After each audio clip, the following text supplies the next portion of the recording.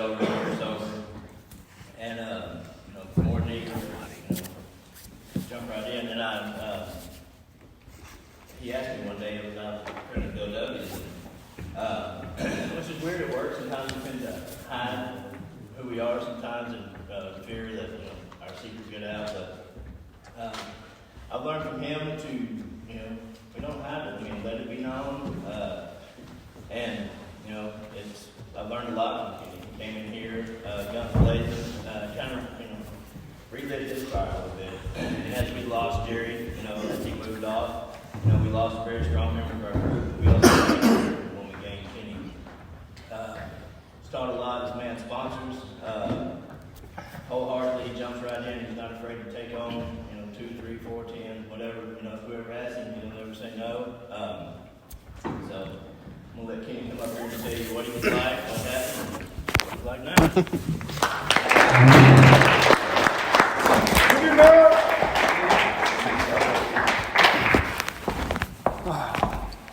I'll walk around. I don't want to trip over that. I got COVID brain still.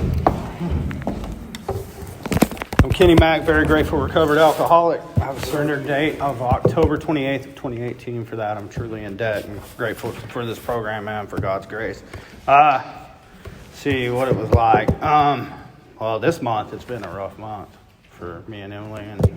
But if it weren't for God and, this new family that we have here always checking on us, I've been out of work for a month with COVID, been on oxygen and everything. And not saying that to pity me or anything. It's just been a rough month. We lost a family member because of this, and it's been a go. But without God, I don't think I'd be up here today. And the people around me and the support system and everything that I have I'm truly grateful and truly blessed. I grew up Odessa, Texas. I'm a mojo guy. Don't really like to claim that much. When I wear my hoodie around here, they kind of give me crap, but I get some evil looks and stuff. But sorry, Mojo won all the time, and San Angelo Central didn't. But anyway, growing up in that atmosphere, I always felt different. I didn't really fit in with the politics of Permian and the Permian football. I didn't want to play football. I hated it. I love watching it. I hate playing it. I just wasn't my thing. My dad kind of forced me to. I guess he thought I was going to be some football star or whatever and get college and go do all that. And I remember just in high school, just always hanging out with a different group. I never really fit in with one particular group. I could hang out with the stoners. I could hang out with the jocks. I could hang out with... because I wore all these different masks. Because in all honesty, I didn't want you to see the scared little boy that I was. I was full of fear. My grandpa used to call me a worrywart because I would just be OCD worrying about things. Fear drove me. It drove every decision I made in life from a real young boy. I like to give a disclaimer is that this is my experience, and I don't like the war story. I'm not a big... I talk more about the internal condition of what was going on inside, the fear, the misery, the depression, just all that. It's not about the drugs and alcohol. It's about me and what I'm going through. And drugs and alcohol were a solution to that problem. They just quit working. But I would say drugs and alcohol probably saved my life. I remember at a young age, probably about 10 years old, thinking about suicide already. I just chaos. Like I was a prisoner of my own mind. I just wanted it to stop. And about 12 years old, I took my first drink. My grandpa owned a liquor store in a small town, and he owned a couple of businesses. And I was stocking the liquor store one day and stole the strongest stuff I could find, which was Everclear. And it was a blackout drunk. I don't remember it. It wasn't like I had arrived or anything that first drunk. But I remember my drunk after that was I felt okay. Alcohol and drugs were the ultimate mask for me. I didn't have to play and act and do all these different things. I could just be, just feel normal. I don't think from 12 years old on, I was probably 4 months sober until I did it now. my first attempt at 12-step meetings I was in and out for 7 years before this time's 2011, I think, 2010. It was a different fellowship. But that whole high school, I hated it. I made good grades. I was going to go to college. I did some basics early, and I quit football. I remember quitting football and my dad losing his mind. And I knew that moment right then that I wanted to move out pretty quick. So when I was 18, my first month after graduating high school, I bought my first house. And that was the catalyst, is getting out from his rule. Because he's one of us. I hope he gets help. I don't have a relationship with him today. It's not because I have not tried to open that door. He just doesn't want to give it up. But that's fine. I have alcoholism and drug addiction on both sides of the family. My uncle's 22 years sober in this program. So he's my biggest critic and my biggest supporter, too, to this day. I mean, he's an awesome man. I've learned a lot from that guy. So my mom's dad was a severe alcoholic. All my dad's family, all my uncles are alcoholics. So, I mean, it is what, if you believe it's a disease or not a disease, I thoroughly believe I was genetically predisposed to this. But going back, sorry, I'm probably going to be all over the place. When I finally moved out, I was, free from his rule or whatever. I quickly, at 21, I married my girl I dated in high school, and I never really loved her. I just married her. I kind of just settled. And it was this whole acting show of me and her. I put on a pretty good show, and she thought, I was this good guy and stuff like that. I quit college pretty quick because I got an oil field job, and nothing hides alcohol and drug addiction like a good old oil field job. Let me tell you, never being at home and always traveling and chasing drilling rigs, it was pretty easy to hide it. So I loved working in the oil field. Worked my way up pretty quick, and it was a kind of point in time after me and her got married that it was like, okay, we need to, go on with the family life. So it was just decided that we were going to try to have kids. And we had, God had a sense of humor with me. Instead of having one kid, I had triplets. All girls, too. And I figured that would make me settle down and make me, chill out. So I got a job with an oil company that was where I had set days off and all that stuff, and I wasn't chasing drilling rigs. And I figured out probably about when they were about a year and a half that I couldn't do it with her no more. And it was funny because anywhere where you would start to get comfortable like a normal person would, or I would get comfortable, I would just hightail it and leave. Jobs, relationships, it didn't matter. I just, 3 years and I'm gone. I never stayed at a job longer than 3 years. It was like I was trying to hide out in AA rooms for years. So I left her, and then 6 months later, I found a new woman and got married in Vegas. So, yay.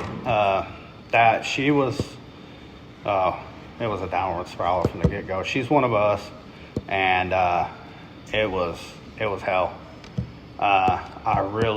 That's when I started really going off into the drug thing. I was just miserable inside, and no woman, nothing could fix it. So I turned to meth and pills and oxy and all that stuff, and it was just total chaos. She was happy as long as the money was rolling in. I got a job with another oil company. It was actually the largest oil company in the world at the time, ExxonMobil, and worked my way up there and was doing fairly well. I was the youngest at my position at the time, and I was making money hand over fist. Problem is with a company like that, they watch you pretty close, and when you're smoking meth and drinking every day on location, you're going to get found out. So they fired me. It wasn't over drugs and alcohol. They fired me for misuse of company assets or something like that. I was doing some shady stuff, and I couldn't find a job for a long time. It was about 6 months I looked for a job, another oil company, and I couldn't find one. I kind of got blackballed. Worked for them for 5 years. I wanted to retire with them. And I thought it was, it was a struggle, a bunch of self-pity, a bunch of different stuff. And me and her were just, it was getting bad. We finally split up, and I went to my first treatment center, and it was all Christian year-long program. Mind you, I'm an atheist at the time, and I'm not digging this all-year program. I stayed about a week and lost my mind and took off. And one of the guys I bought meth from lived not too far from there, walked over there, and then had some girl I met online come pick me up. That's, let me tell you, have a girl that you met online come get you at a treatment center after you hightailed it. You got all these bags and stuff. Second treatment center stay was another week at Turning Point in Odessa. And it wasn't too long after that one. I came home from that treatment center stay, and the house was empty. And there was just my pile of clothes on the floor and the for sale sign in the front house. In front of the house. So I stayed in that house for about a month. No utilities, no nothing, just, doing what we do, getting drunk, getting high. I lost my relationship with my kids because of all this. I didn't see them. I didn't have, they didn't need to be around that. Sure wasn't paying child support. My child support was high, and they wouldn't amend it. So I ended up going to this place in Midland called Springboard. I went there 5 times. And it wasn't that, because I thought the first time, I go to treatment 30 days, I come out, I ain't got to do this crap. I'll go to a couple meetings, whatever. I can be a meeting maker, make it full. It was that I thought if I arranged my life right, I got the job back, got the woman back, got the kids back, that everything would be okay, right? And screw that God stuff. I don't want nothing to do with it. And I don't want to work the steps or anything. I'll do a 1 and 2. I ain't going to do a 3.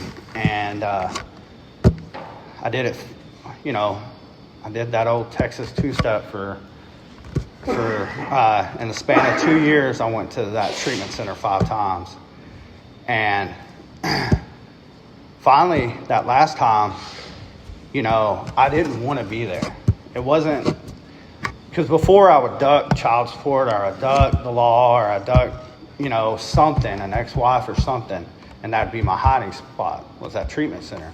And I'd go in there sober living and chill out, and then something would come along, a good job or something, hightail it out of there, and I'm gone. And I'm back off to the races. And never worked the steps. This last time was different. I didn't want to be there. I'll take you to my last go. I was 90 days sober and living in Midland. And me and Emily were dating at the time. She was living in San Angelo. And I had relapsed. I had finished IOP. I was getting a job at another oil company. And I don't know what it was. It's like in that, when it talks about Jim, the car salesman, it talks about suddenly. That's what it was. It was like, I couldn't tell you why I drank, but I drank. And it wasn't this little couple of beers and I'm good. No, it was, I'm going to get sloshed. And I got away with it the first day. But I think God gives you a negative to turn it into a positive. That second day, or the morning I woke up, it was withdrawal. It wasn't hangover or anything like that. I couldn't hold down water. I was puking, started puking blood and all that stuff. My ulcer came back, and I already have liver problems at 35 years old. So so I had to go to the liquor store. And I figured I could hide it for a couple days and then for a couple weeks and then I'd be good, Go move out of sober living and just arrange my life right again. And Emily called. She knew I was drunk and she called and told on me. And they breathalyzed me and they said I just took off walking. And I was in a blackout and I woke up 3 days later and somewhere out in the field outside of Midland, Texas, and bloody throw up all around me. My liver's shutting down, and I'm about to die. There's mosquitoes. It's like warm in October. There's mosquitoes. I look like I have freaking chicken pox. And she threatened everybody with their life that they wouldn't come get me because she had been to Al-Anon, and God bless Al-Anon. No one would come get me and save me. And I had to go ask for help. So I had to walk because I didn't have a car. I had given everything away for drugs and alcohol. I go from making almost $250,000 a year to making nothing. I couldn't even buy a gumball. That's where drugs and alcohol took me. So I went and asked for help. It was about 7 a.m, and I went and got the last thing I drank was 6-4 Locos. I chugged them. Ugh, horrible. And because that was the strongest thing I could buy at the time. And to fight off the withdrawal, and went to the hospital. Had a friend take me to the hospital and went back into rehab. And I figured I'd detox, get back out, go back into sober living, and everything would be fine. No, they wouldn't let me back in Midland sober living. They were thinking about sending me at an 18-month program. It was like prison style, and I didn't want to have nothing to do with it. And I remember walking under an overpass because I didn't have a gun or nothing, and thinking about ending it all, jumping over that overpass. And we talk about what rock bottom looks at, and you hear families and stuff talk about, well, you just got to hit that addict's just got to hit that rock bottom. If I'm looking for a rock bottom to get sober, I'm never going to find that rock bottom. That's just me. That's my experience. I've lost the house, I've lost the kids, I've lost the cars, I've lost everything. I'm never going to find a rock bottom. I've lost relationships. I was fixing to lose that relationship. My family won't talk to me. They won't have nothing to do with me. What else is there to lose? I have no money, no nothing. That's pretty much rock bottom, and I didn't care. My rock bottom was going to look like death if I didn't get help. I don't think it's that we got to hit rock bottom. I think we got to take that gift of desperation, and I think that gift is always there.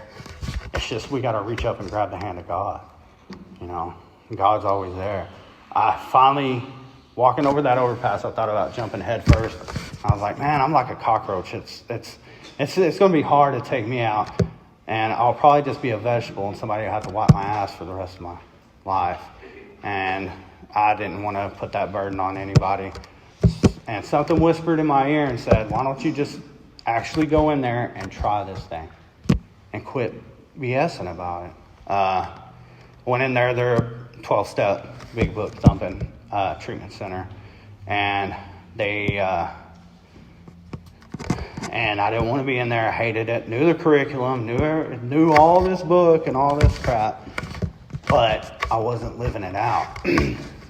They sent me to Kerrville. I did not want to go to Kerrville. I hated Kerrville. But I was broke. And me and Gabe were talking about earlier, I go to sober living because I'm broke. I didn't go to sober living by choice. This is kind of a God deal. All these negatives turning back into a positive. But Kerrville was the best place. I found out that I didn't want to leave that place after 4 months being there. I get a job at a golf course there. It was the best job I ever had. I only made $11 an hour, and child support was taking half. So that and it still wasn't covering it. So child support was stacking up. And I still did, I finally just did everything that I was supposed to do. Started listening. I got under one of Raymer's guys in Kerrville, and he sponsored me. And he didn't have time, but he made time for me. We worked this pretty thorough and rapid.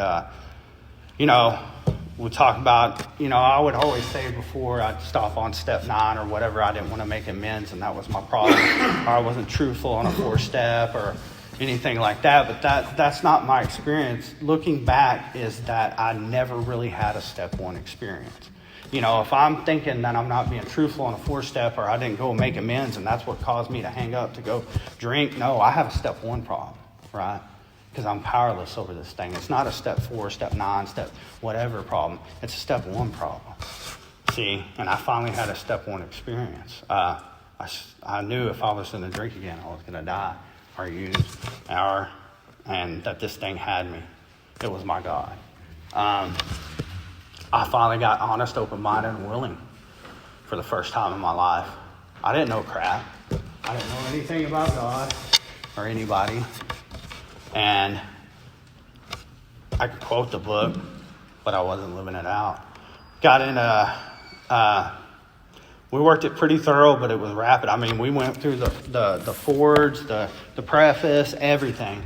And we started working the steps pretty quick. 11 days out of treatment, I was making amends. 60 days, I had my first sponsee. It was truly awesome. I learned a lot about myself and God.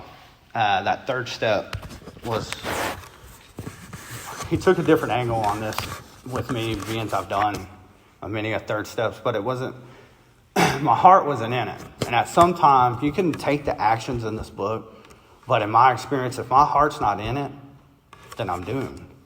Because if I'm just doing action, I'm just doing action. I don't really believe it. It's not in my heart. Third step was a little different. We made a contract to God, and I signed it. A physical contract on what I was going to do, because it talks about it in the book. And Russell S. talks about this, one of the AA speakers. He talks about that it's a beginning. What's the beginning is that I'm going to continue on with the rest of the work. I remember making that contract. We went up to the empty cross and signed the contract and did the third step prayer on our knees. And that's, if you're up in Kerrville, I recommend going to the empty cross. It's a pretty cool place. And I got real honest on my 4-step. And the number 1 resentment was me on there. I remember asking him, how am I going to forgive myself? How am I going to make amends to myself? And we did some exercises around that, some man in the mirror stuff, and, working the rest of these amends out to be able to forgive myself. God's grace gave me that. I didn't want to leave Kerrville. I got about 4 months sober, and God was shutting the door, and I had to do something, either go back to Midland, Odessa, or come here. And Emily wanted me to come here. I came here, and we ended up I ended up staying at Turning Point for a month until I could get on my feet and get a job here. I was working at an electrical company, pulling wire, crawling through attics, doing all kinds of stuff, but I was happy and I was humble. I was making like $15 an hour, and I was making financial amends, making $15 an hour. I mean, people say, well, you can't make amends when you're, unless you got the money. I've heard that before. Unless you got all the money, that's bull crap. I paid $20 a week, month, whatever I could. I wanted to be free from this thing. And all them end up coming back. Emily, we ended up moving in an apartment. We had about 2 towels between us and not even an air mattress, but we were happy. Some awesome things have happened in my life is, going to work for Surge Energy. This oil company, it's a newer oil company, been around since 2015, but we're growing. Emily was in the hospital with meningitis, and she was in there for about 2 weeks, and she kept on worrying. She had to quit her job, and she was the breadwinner. When you're making $15 an hour and $7.50 an hour is getting taken out for child support, you had a lot of money. And she was like, how are we going to make it? Don't worry about it. God's going to take care of us. God's going to take care of us. And that next day, Serge called me and asked me if I want to go back into the oil field. I kind of tried to chase him away. It was a God thing. I tried to, because I didn't know if I wanted to go back in the oil field and be busy and work all those hours and stuff. So I threw out these astronomical numbers on what I wanted for pay and all this stuff.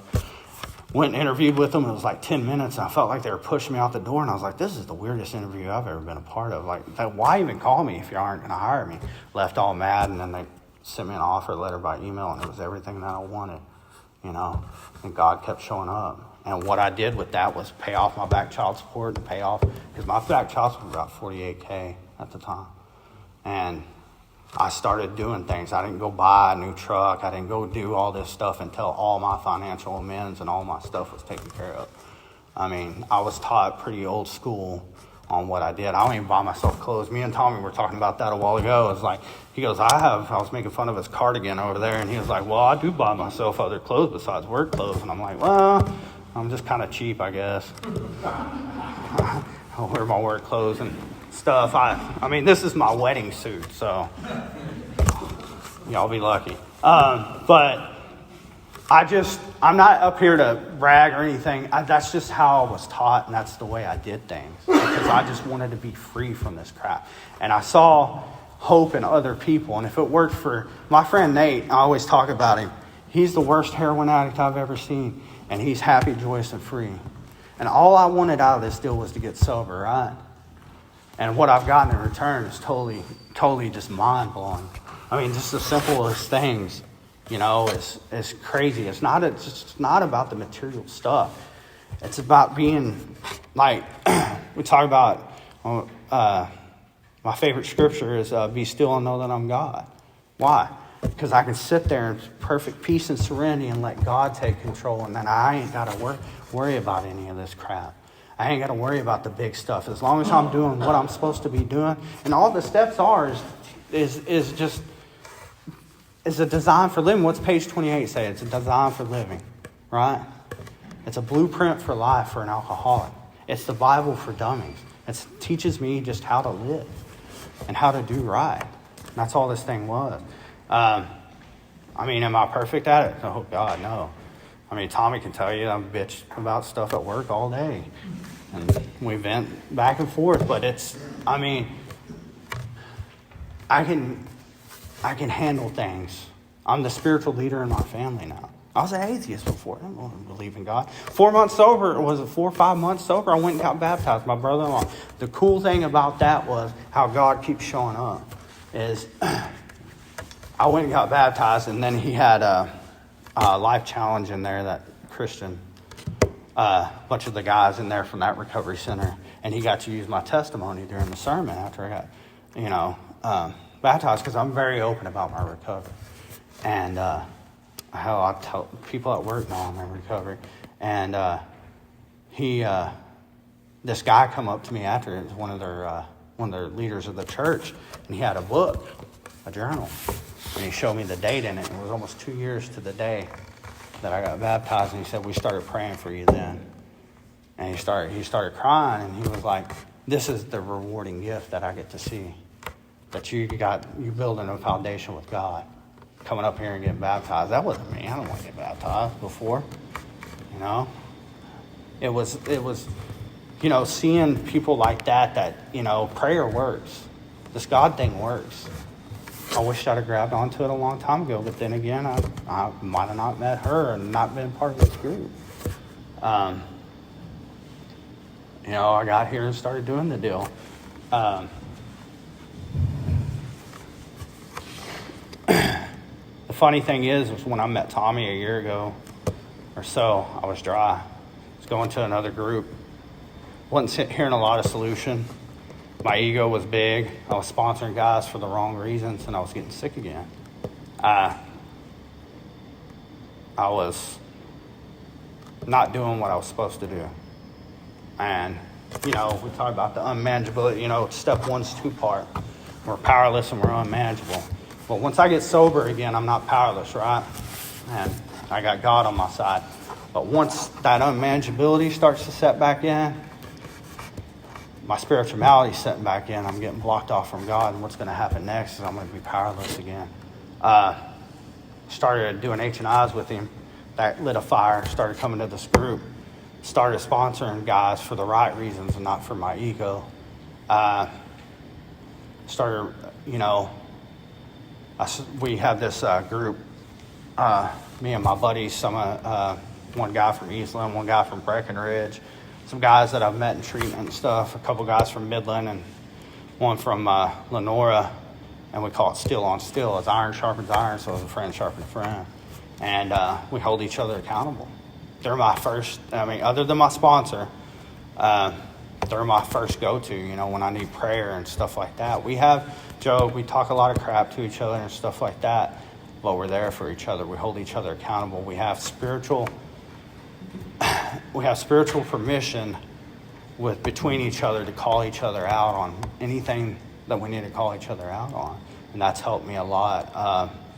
Being part of this group, being active, sometimes I don't have a lot of time on my hands, but if I'm not actively sponsoring a guy, chairing meetings, doing what I'm supposed to, it's funny. I'll share a little story with you. I went to make this. I forgot about this amends. I burned this ant for like $300 on a hotel room, and I was smoking meth and doing all kinds of crazy stuff. You know how we do, pity people we hadn't talked to in a while. And I was like, it popped in my mind. I saw her on Facebook, and I was like, oh shit, I owe some money to her. This was a couple of months ago. And I called her up, and she wouldn't let me make that financial amends. No, just keep doing what you're doing. I was getting irritated. I called Jerry and my sponsor, and I was like, why won't she let me pay the money back? And he was like, just donate the money. And so I got to buy some big books for Journey Recovery Center. Yeah, but I did it in her name, because that was truly her money. God shows up in little things. If we're looking for this big burning bush moment, sorry, it's not going to happen sometimes. Sometimes it does. Maybe it does. But in my experience, it was a lot of light bulb moments that, led up to this. But when I met Tommy, I was just dry, just not doing what I was supposed to be doing. There's this verse, I always talk about this, Matthew 25:29. It talks about, for those who have more will be given, and those that have less, more will be taken away. A lot of people, economists and stuff like that, refer to it as, they relate it to Plato distribution and they call it the Matthew principle, whereas, capitalism and all that stuff. But that's not what in my heart, that's not what it truly means. I think God's talking about, if I set and stay in stasis, I will not grow with God. And that's what I was doing.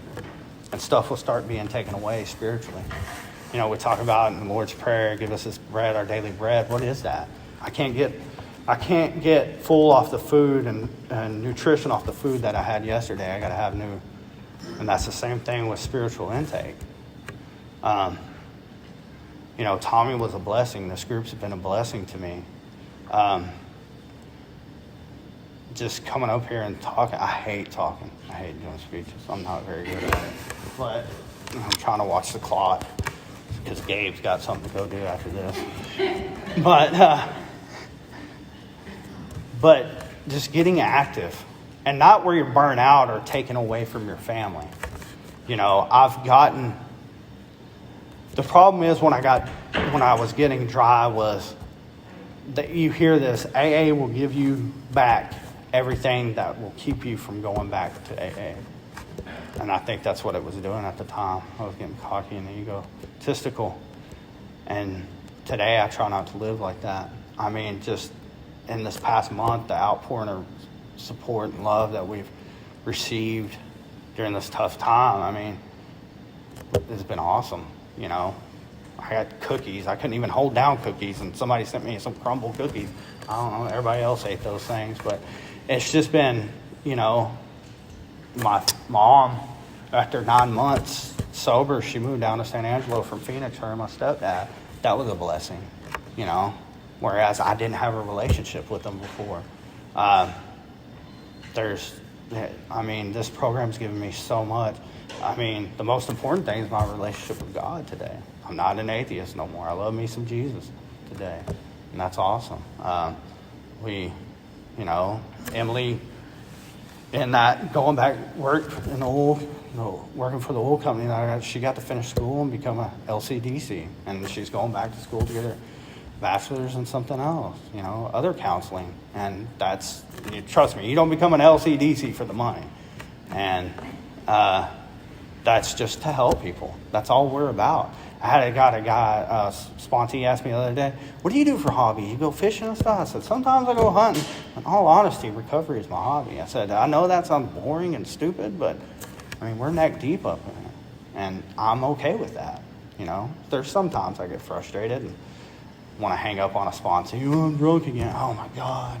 But, I was that guy too, and I got to remember, Emily's my biggest inventory taker. Remember when you did that? Okay.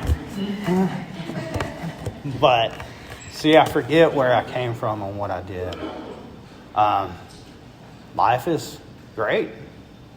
Some people say it's boring, but I love my little boring life. I'm dependable today. I live a life of purpose. Gabe was talking about during his speech, being a soldier in God's kingdom, doing what we're supposed to do. And that's carry this message, and that's what I am today. I'm not perfect at it, but that's what I get to do. We've, got a new house. Just even the monetary things, those are, trust me, they're a bonus, but it's just, not having to worry about things, not having to look over my shoulder. That's what I love about the amends process. I chased the amends process like a drug. I was calling people left and right because I wanted to be able to hold my head high and look a man in the eye and know I didn't owe him nothing. And I tried my best to make things right with them. Some people told me eat shit. Excuse my French, but it was what it was, and I don't blame them. I haven't got everything back. This life ain't all peaches and cream it says simple but not easy. The price had to be paid, right? But that's even in life. Some relationships are not going to be restored. I still don't have a relationship with my children today. I pay my child support.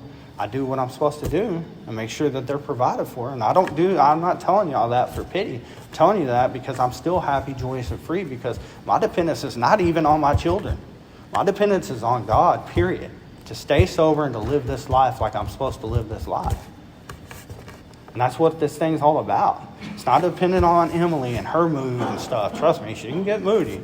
Coming home working at a rehab center. And I don't blame her. My hat's off to them. But that's what this thing is about. I'm not dependent on my sponsor. God bless him. I wouldn't want to be dependent upon that man. I'm dependent upon God. Now, do I get advice from that tall guy? Yeah. But he's human. We're all going to fail. And that's what this thing is about. This thing is unapologetically about God and working towards him. And the cool thing is that, you can start out. My God was different. Trust me, when I first started this process than it is now. And that's what I loved about AA. This was the back door to God for me.